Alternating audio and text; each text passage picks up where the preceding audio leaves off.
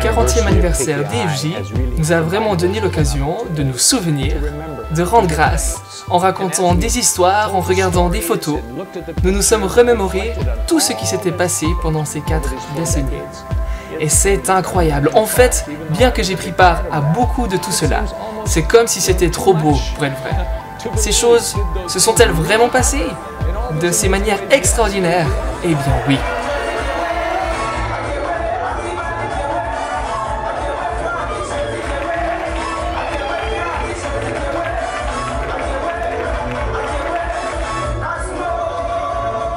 Depuis 2010, nous prions pour savoir dans quel pays venir. On a reçu plusieurs impressions, dont l'impression que ça allait certainement se passer en Afrique de l'Ouest, où un homme d'affaires serait en train de préparer et de construire un lieu pour nous.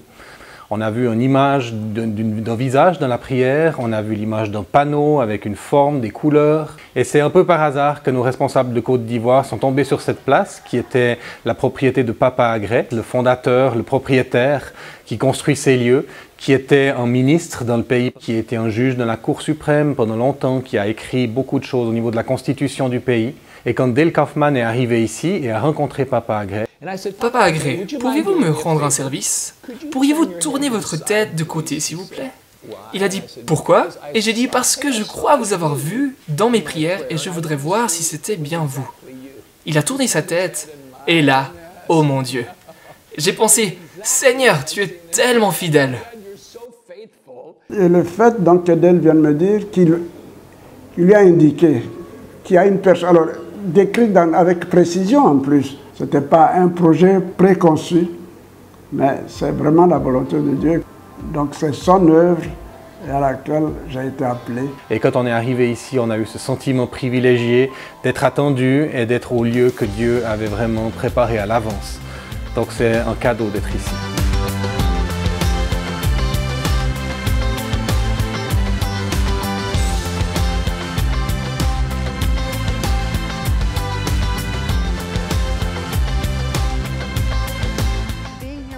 Le fait d'être ici avec mes frères et sœurs africains est une source de joie pour de multiples raisons. Ils font partie des gens les plus serviables que j'ai jamais rencontrés. De nombreux Africains ont travaillé dur dans un esprit de service pour bénir les autres et permettre que tout ceci puisse avoir lieu.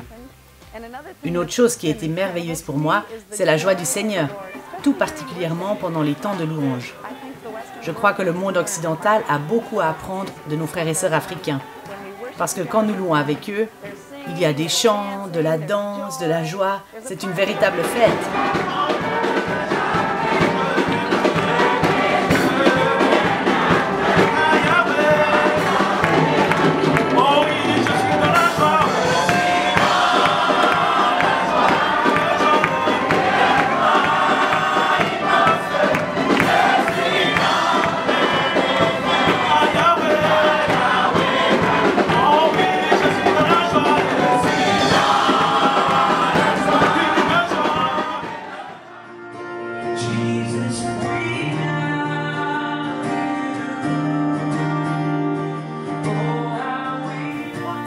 Quelle est la chose la plus importante que je pourrais vous dire, nous dire à nous leaders des fabricants de joie? Je crois que ce serait continuer d'aimer Dieu de tout votre cœur. C'est la chose la plus importante que vous pourrez jamais faire, celle qui vous comblera le plus. Nous avons le privilège d'avoir un appel lévitique. Nous sommes appelés à aimer Dieu et à réjouir son cœur. Le conseil le plus important que je voudrais transmettre à la prochaine génération de leaders, c'est de ne jamais laisser ce ministère devenir plus important à vos yeux que le Seigneur lui-même.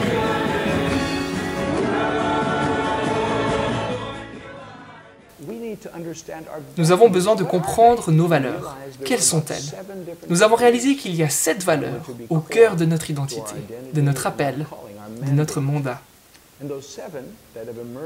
Et ces 7 valeurs sont premièrement, notre priorité absolue, c'est une relation personnelle avec Dieu. La seconde, c'est de faire des disciples dans tous les domaines de notre vie.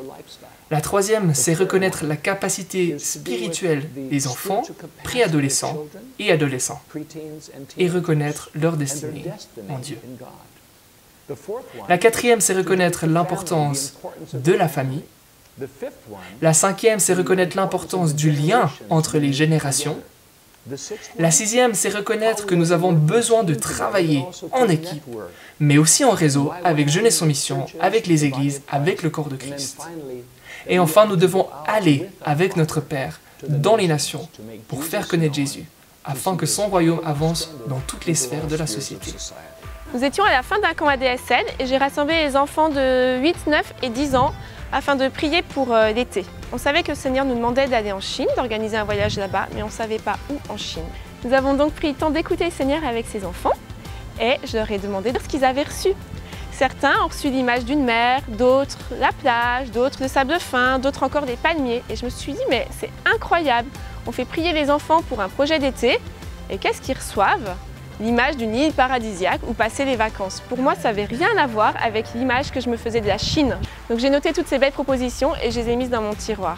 Et puis pour l'organisation de la tournée d'été, j'avais toujours cette question qui restait en suspens, mais où en Chine? Pour finalement me retrouver à être accueillie à Macao afin de travailler dans un orphelinat. Macao, c'est une île au sud de la Chine avec du sable fin et des palmiers. Les enfants sont capables d'écouter la voix de Dieu. Sommes-nous capables de les accompagner dans cette démarche et d'aller jusqu'au bout de ce qu'ils reçoivent?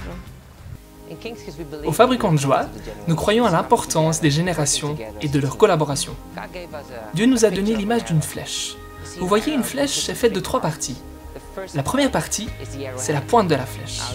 La pointe est solide, elle est coupante, elle est capable de pénétrer dans quelque chose. Un peu comme la jeune génération, qui est forte, innovante, créative, et qui est capable de pénétrer très profondément dans la société grâce à l'onction fraîche et unique qui est sur elle.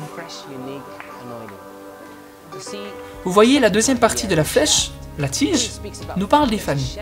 La tige est solide et résistante, on peut construire avec ça. Et nous croyons que lorsqu'on réunit les familles, cela donne la longévité aux choses.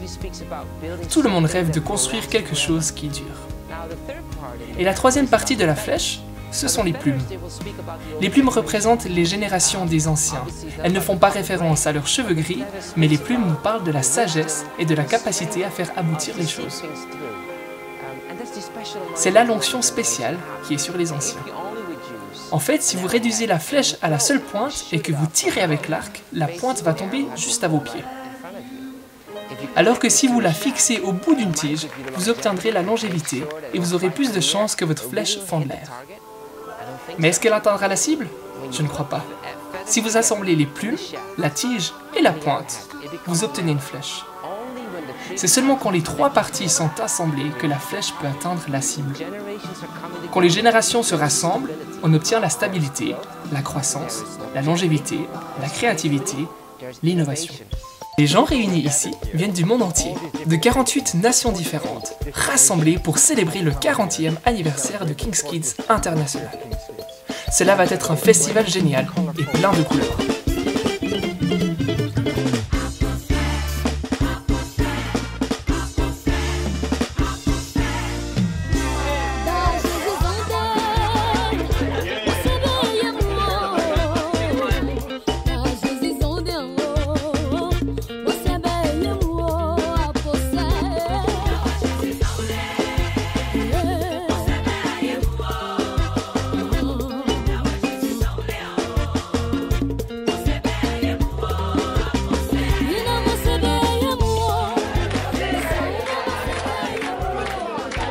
Moi, je viens de Suisse et de Jordanie. Et puis, ce que j'aime au Fabricant de Joie, aujourd'hui, je suis obligée de dire que c'est le mélange des cultures du monde entier.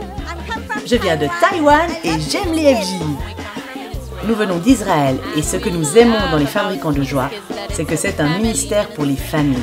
Je suis FJ du Mali et ce que j'aime beaucoup plus chez les FJ, c'est la joie qu'ils procurent dans le cœur des gens. Je viens des États-Unis, mais pour le moment, je travaille avec Jem en Éthiopie. Et ce que j'aime dans les FJ, c'est que l'accent est mis sur la vie en communauté.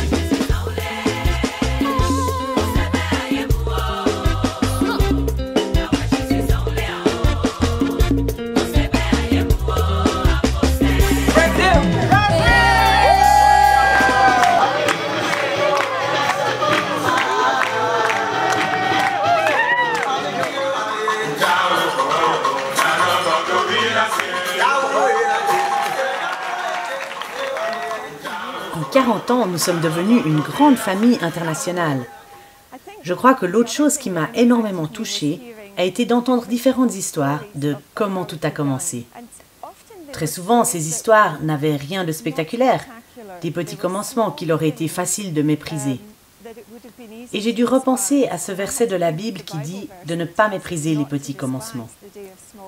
Parce que 40 ans plus tard, alors que les gens sont venus pour remercier le Seigneur, nous réalisons que plusieurs centaines de milliers de jeunes et de familles dans différentes nations ont été impactés par ce ministère et par le Seigneur lui-même.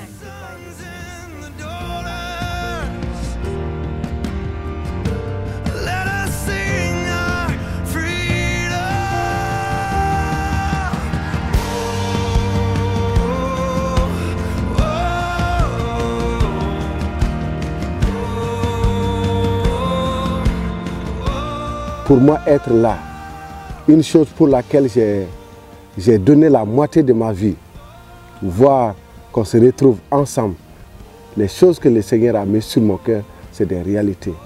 Et je ne suis pas le seul. J'ai des frères et des sœurs dans le monde qui ont vécu ces mêmes choses. Et le fait qu'on se retrouve ensemble, partager ces richesses, partager ces bénédictions, moi je suis comblé. De savoir que Dieu est resté fidèle.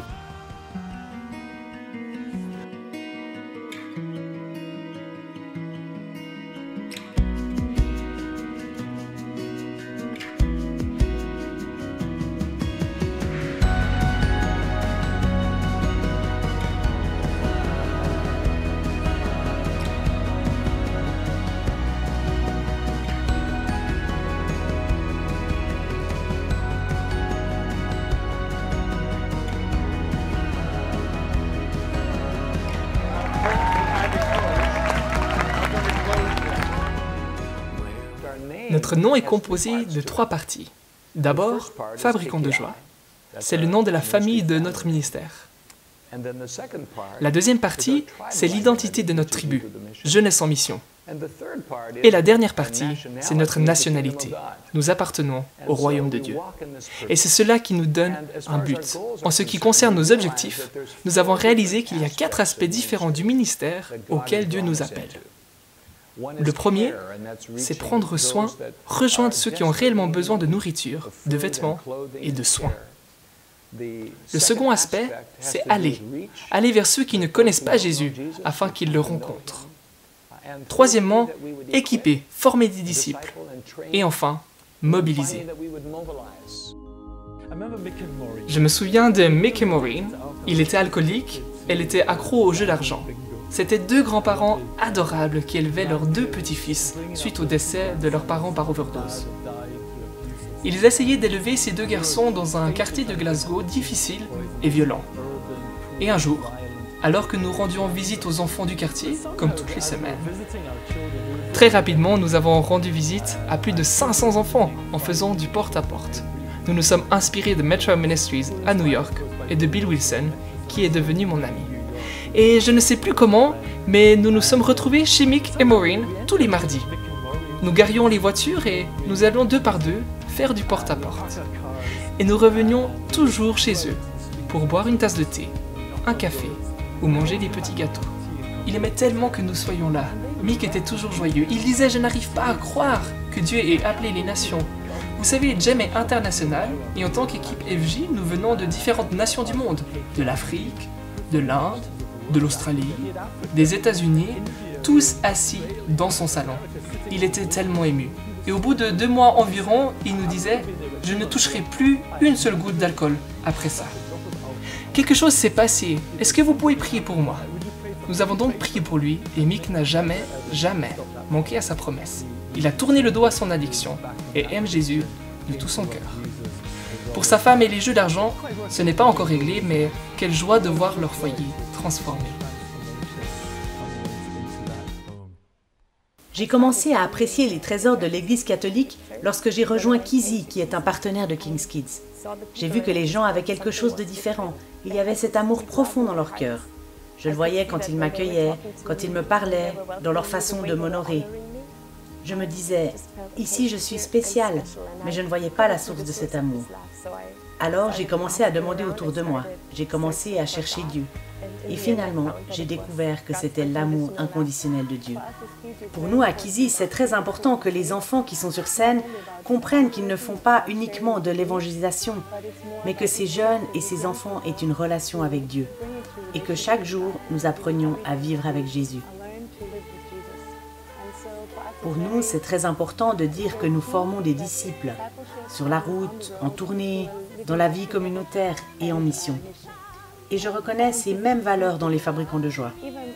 Je vois même un plus grand accent mis sur le fait de chanter uniquement pour réjouir Dieu. C'est quelque chose qui m'a vraiment inspiré cette semaine. Et je veux moi aussi remettre l'accent là-dessus. Nos enfants sont concentrés sur la technique, sur les grands spectacles, les lumières. Et parfois on oublie que le but n'est pas de faire un spectacle de qualité, mais de réjouir le cœur de Dieu. Je rêve de voir ce ministère revenir à Dieu, qu'avant de vouloir multiplier des programmes et puis que les gens copient, entre guillemets, l'extérieur, la façade de ce qu'ils voient au FJ, c'est-à-dire « Ah, on va faire un groupe de danse pour les enfants dans notre église, puis regardez comme c'est chou, comme ils sont beaux », que ce soit le cœur du ministère qui soit copié, qui soit reproduit, qui soit multiplié, c'est-à-dire faire toute chose pour le Seigneur d'abord, rechercher sa présence, et quand sa présence est là, on devient simplement des canaux pour sa présence qui touchent et impactent les gens qui nous regardent aux alentours. J'ai vraiment à cœur de monter une équipe de FJ avec des enfants sourds. Vraiment, ça c'est mon rêve pour le Gabon, en plus des enfants entendants. Mon rêve pour les années à venir, dans les fabricants de joie, ça serait de voir se multiplier sur tous les continents, au cœur de nos villes, des communautés qui mettent leurs compétences, ce qu'ils savent faire au service de leurs concitoyens. Mon rêve, c'est que les familles puissent vraiment être des familles, que les parents puissent passer plus de temps avec les enfants et de surcroît plus leur parler de Jésus. C'est que partout où ils sont, dans les différentes sphères de la société, qu'ils puissent être réellement ces fabricants de joie partout où ils passent. Ça, c'est vraiment notre rêve. Mon plus grand rêve, c'est que chaque enfant et chaque jeune entre dans sa destinée, exactement ce que Dieu a prévu pour lui. Parce qu'en général, les parents ont des rêves et veulent que les enfants rentrent dans leurs rêves. Mais avant qu'eux rêvent, Dieu avait un rêve. De voir se lever une génération de jeunes, d'enfants, d'adultes, de parents, de grands-parents, tous ensemble, qui aiment Dieu, qui écoutent sa voix de manière sensible et prophétique et qui le servent avec passion et enthousiasme tout autour du monde. Mon rêve pour les FJ, c'est que chaque jour de notre vie, nous puissions prendre des décisions qui puissent avoir beaucoup d'influence sur la génération après nous. Et je crois que l'héritage le plus beau que nous puissions laisser à la génération qui vient, c'est notre amour pour Dieu et notre gratitude. Que nous puissions faire connaître les valeurs des fabricants de joie à toute la société ivoirienne pour qu'elle puisse transformer notre société. Nous sommes dans une saison où Dieu nous parle des tremblements qui ont commencé, de l'opposition qui arrive et de l'importance de ne pas se concentrer uniquement sur des programmes, mais d'amener les valeurs qu'il nous a données et d'en faire un style de vie. De vivre le royaume de manière si authentique dans notre marche avec lui, dans nos relations familiales, entre les générations, que cela devienne inébranlable. Et qu'au travers de cette manière de vivre le royaume, au milieu de tout ce qui se passe, Dieu se révélera dans sa gloire.